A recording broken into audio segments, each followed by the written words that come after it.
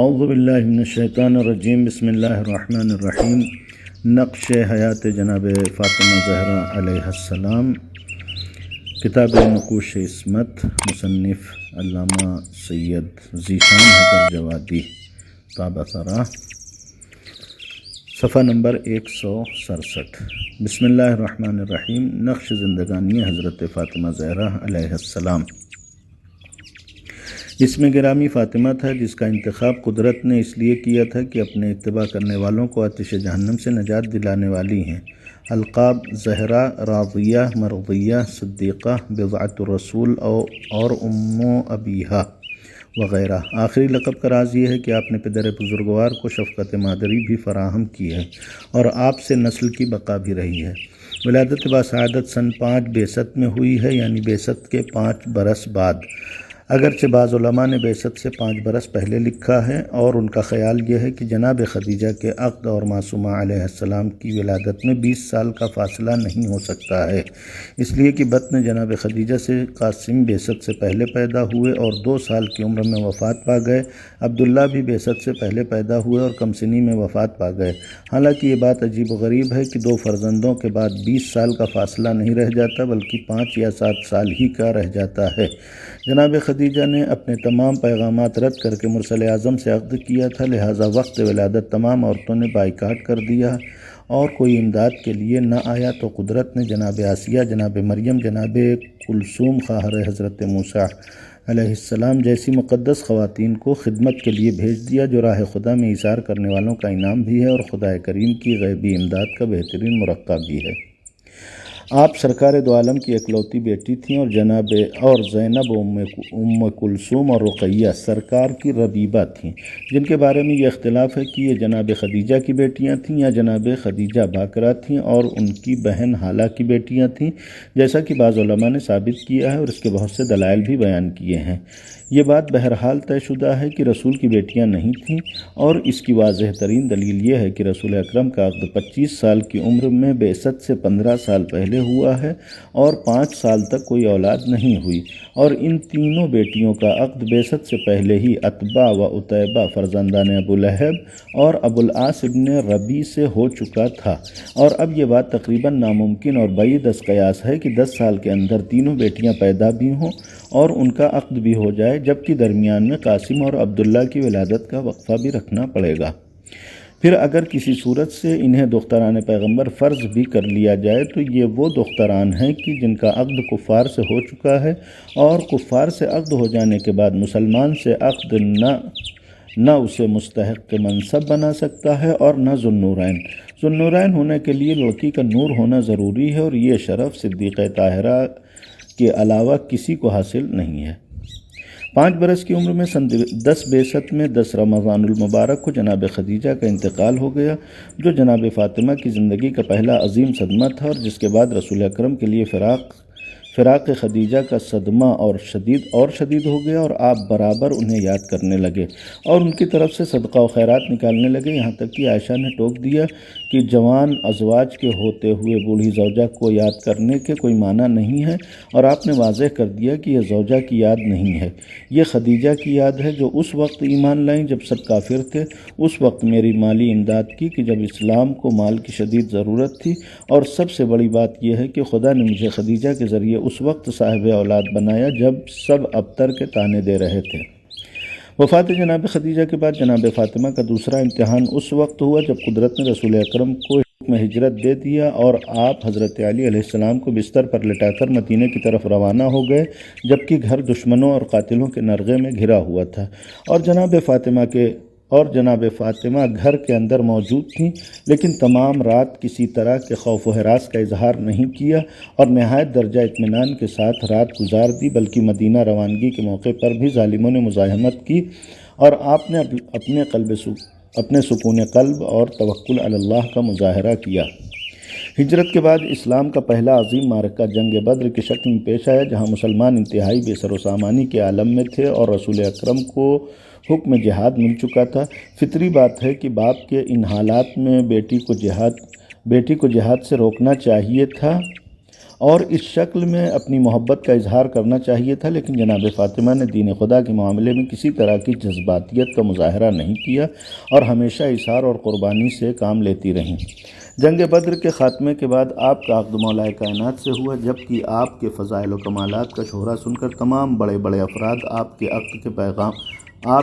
کا پیغام دیا تھا۔ وحی خدا نے سب کے پیغامات کو یہ کہہ کر ٹھکرا دیا کہ نور کا رشتہ صرف نور سے ہو سکتا ہے۔ یکم ذی الحجہ سن 2 ہجری کو یہ عقد عمل میں آیا۔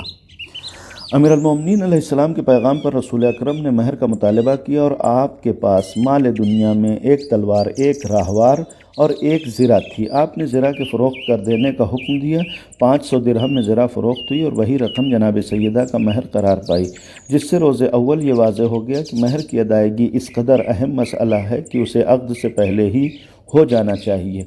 چاہے اس کی راہ میں بہترین سامان زندگی فروخت کرنا پڑے۔ اور اس طرح اس عصری نظریے کی واضح تردید ہو گئی کہ مہر صرف برائے تذکرہ ہوتا ہے اور اس کا ادائیگی سے کوئی تعلق نہیں ہوتا ہے۔ یا سامان زندگی فروخت کرنا ہے تو شادی کے انتظامات کے لیے کیا جائے، مہر کی ادائیگی کے لیے نہیں۔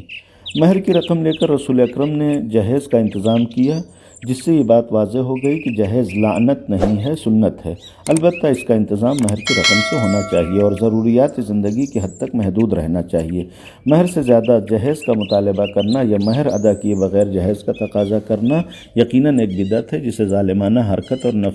نفسانیت سے تعبیر جا سکتا ہے۔ جناب سیدہ کے جہیز کی کل تفصیل یہ ہے: 1 سفید پیراہن، نمبر 2 1 چادر، نمبر 3 1 خلہ سیاہ، نمبر 4 1 تخت خواب، نمبر 5 2 عدد توشک، نمبر 6 4 تکیے، نمبر 7 1 چٹائی، نمبر 8 1 چکی، نمبر 9 1 کاسے مسی، نمبر 10 1 مشک، نمبر 11 1 ظرف لباس شوئی، نمبر 12 1 کاسہ شیر، نمبر 13 1 ظرف آبخوری، نمبر 14 1 پردہ، نمبر 15 1 لوٹا، نمبر 16 1 پوست برائے فرش، نمبر 17 1 سبوئے گلی، نمبر 18 2 مٹی کے پیالے، 19 1 عبا۔ اس سامان کی مجموعی قیمت 63 درہم تھی، جبکہ مہر کی رقم 500 یا 480 درہم تھی۔ اس تفصیل سے جہیز کی نوعیت کا بھی اندازہ ہو سکتا ہے کہ مہر کے مقابل میں اس کی مالیت کا بھی۔ کاش ہمارے بزرگوں نے محمل رسموں اور نام و نمود کے ڈھکوسلوں سے قطع نظر کر کے سیرت معصومین کو رواج دیا ہوتا تو آج قوم و ملت اس قدر مصائب سے دوچار نہ ہوتی اور مسلمانوں میں مہنگی شادی، سستی بدکاری کا پیش خیمہ نہ بنتی۔ عقد کے چند دنوں کے بعد رخصتی کا انتظام ہوا۔ بنی ہاشم کے خواتین مخصوص سے اصحاب کرام نے اس جلوس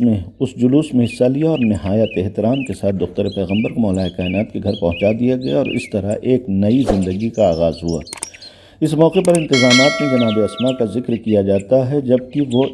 اس وقت جناب جعفر طیار کی زوجات تھیں اور سن 5 بعثت میں ان کے ہمراہ حبشہ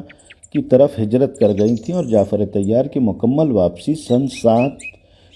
ہجری میں جنگ خیبر کے بعد ہوئی ہے۔ اس لیے بعض علماء نے اسماء بنت امیس کے بجائے دوسری خاتون کا احتمال دیا ہے اور بعض کا خیال ہے کہ مہاجرین کی مدینہ آمد و رفت جاری تھی اور اسی ذیل میں جناب اسماء بھی آ گئی ہوں گی، جس طرح کہ علامہ مجلسی نے اس موقع پر خود جناب جعفر طیار کی شرکت کا بھی ذکر کیا ہے، حالانکہ ان کی باقاعدہ واپسی سن 7 ہجری میں ہوئی ہے۔ دوسرے دن رسول اکرم بیٹی کے گھر تشریف لے آئے اور داماد سے یہ سوال کیا کہ تم نے اپنی زوجہ کو کیسا پایا ہے؟ تو حضرت علی علیہ السلام نے عرض کیا کہ عبادت خدا میں بہترین مددگار، جس سے داماد اور خسر کی گفتگو کا انداز، رشتے کی پاکیزگی کا فلسفہ اور زوجہ کی عظمت و جلالت کا راز کھل کر سامنے آ گیا کہ اسلام میں مال و جمال کی کوئی قیمت نہیں ہے، اصل ایمان و کردار ہے، اور اس میں حضرت علی علیہ السلام کے علاوہ کائنات میں کوئی مرد صدیقہ طاہرہ کا مثل و نظیر نہیں ہے۔ سن 3 ہجری میں جنگ احد پیش آئی، جو جناب فاطمہ علیہ السلام کی زندگی کا دوسرا امتحان تھا، جہاں صورتحال ایسی خراب ہوئی کہ امیر المومنین نے بھی حفاظت رسول میں 16 گہرے زخم کھائے اور رسول اکرم کا چہرہ مبارک بھی زخمی ہو گیا، لیکن جناب سیدہ نے کسی خوف و ہراس کا مظاہرہ کرنے کے بجائے باپ کی مرہم پٹی بھی کی، شوہر کا بھی علاج کیا اور ذوالفقار حیدری کی صفائی کا فرض بھی انجام دیا، جبکہ احد کے حالات نے بڑے بڑے بہادروں کے اوسان خطا کر دیے تھے اور بہادر ان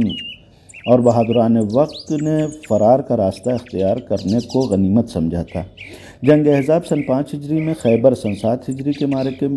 بھی جناب سیدہ کے سامنے پیش آتے رہے اور ہر معرکے میں حضرت علی علیہ السلام جان کی بازی لگاتے رہے، لیکن کبھی جناب سیدہ نے باپ سے یہ نہیں کہا کہ کام آ گئے تو آپ کی بیٹی کا کیا ہوگا، مناسب یہی ہے کہ دوسرے اصحاب کو قربان گاہ کے حوالے کر دیجیے، بلکہ برابر اس بات پر اطمینان کا اظہار کیا اور اسے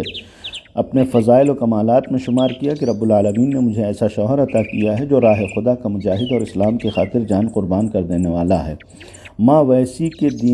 دین کے لیے سارا مال قربان کر دے، باپ ایسا کہ مذہب کے لیے ہر مصیبت برداشت کر لے، اور شوہر ایسا کہ اسلام کی بقا اور رسول کے تحفظ کے لیے ہر مارکے میں جان کی بازی لگا دے، ان سعادت بزور بازو نیست۔ سن 7 ہجری میں رسول اکرم نے آپ کو فضہ جیسی کنیز عطا فرمائی، تو اس کے ساتھ بھی آپ کا برتاؤ یہ رہا کہ گھر کا کام ایک دن فضہ کریں اور آپ آرام کریں، اور ایک دن آپ کریں اور فضہ آرام کرے، تاکہ اسلامی مساوات بھی برقرار رہے اور کنیزوں کو کنیزی اور ذلت کا احساس بھی نہ ہونے پائے۔ سن 9 ہجری میں مباہلہ میں نصارہ نجران نے بے جا ضد پر جب مباہلے کی نوبت آ گئی اور یہ طے ہو گیا کہ فریقین اپنے گھر والوں کو لے کر میدان میں آ کر مباہلہ کریں گے اور لعنت خدا کے ذریعے عیسی ابن مریم کے بندہ خدا یا فرزند خدا ہونے کا فیصلہ ہوگا، تو رسول اکرم اپنے گھر والوں میں حضرت علی علیہ السلام، حضرت حسن علیہ السلام، حضرت حسین علیہ السلام کے علاوہ جناب فاطمہ علیہ السلام کو بھی میدان مباہلہ میں لے آئے، اور اس اہتمام کے ساتھ لے آئے کہ آگے خود رہے اور پیچھے حضرت علی علیہ السلام کو رکھا اور درمیان میں جناب فاطمہ سلام اللہ علیہا کو رکھا، تاکہ جناب فاطمہ کا مکمل پردہ اور ان کی مرکزی شخصیت بھی برقرار رہے اور اسلام کا نصاب صداقت بھی مکمل ہو جائے کہ اسلام میں یہ وہ بلند پایہ صادق افراد ہیں کہ جن کو جھوٹوں پر لعنت کرنے کا حق ہے اور جن کی لعنت پر عذاب الہی نازل ہو سکتا ہے، جیسا کہ عالم نصارہ نے خود اقرار کیا کہ میں ایسے چہرے دیکھ رہا ہوں کہ اگر خدا سے بد دعا کر دیں تو روئے زمین پر کوئی بھی ایک عیسائی رہ نہ جائے گا۔